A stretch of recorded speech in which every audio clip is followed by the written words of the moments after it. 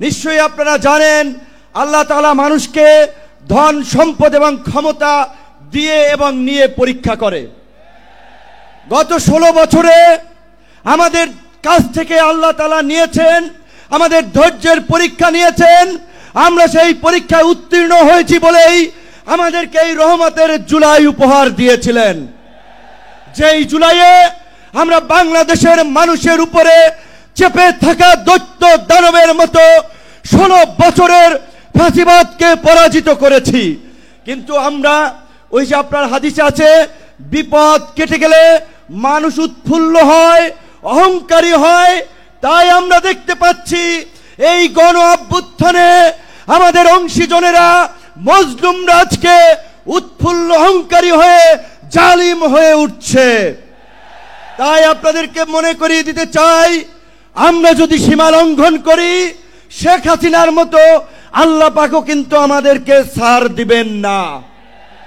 আজকে যেই ছাত্র জনতার সংগ্রামের মধ্য দিয়ে, যেই রক্ত এবং প্রাণের বিনিময়ে আমরা এই ঐতিহাসিক পরিবর্তন পেয়েছি, এই পরিবর্তনকে টেকসই করার জন্য আজকে বাংলাদেশের মানুষ যে শাসনতান্ত্রিক এবং সরকার ব্যবস্থার পরিবর্তনের আওয়াজ উঠিয়েছে, সরকারকে বলতে চাই সেই শাসনতান্ত্রিক ব্যবস্থার মৌলিক পরিবর্তন না করে আপনারা নির্বাচনের দিকে হাঁটবেন না।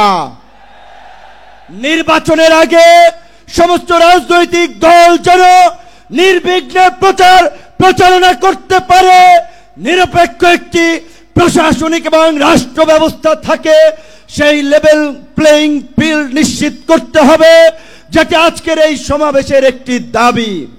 একই সাথে আমরা বলতে চাই, গত এই 11 মাস ধরে স্থানীয় সরকারের কোনো জনপ্রতিনিধি নাই, মানুষের একটা চরম ভোগান্তি। তাই অনতিবিলম্বে স্থানীয় সরকার নির্বাচনের মধ্য দিয়ে জনগণের এই দুর্ভোগ লাঘব করেন। আমার ভাই, আমার সহকর্মী, সহযোদ্ধা বন্ধু জাহিদুল ইসলাম বলেছে, আমিও তার সাথে একাত্মতা পোষণ করে বলতে চাই। অনেকেই আমাকে ইয়ারকি করে বলে, ভাই ডাকসুর চাবি কি আপনি নিয়ে গেছেন নাকি? ডাকসু তো আর খোলে নাই আপনার পরে। তো আমি বলতে চাই, ডাকসু সহ সকল ছাত্র সংসদ নির্বাচনের মধ্য দিয়ে ছাত্র রাজনীতিতে একটি গুণগত পরিবর্তনের ধারা এই সরকারকে শুরু করতে হবে।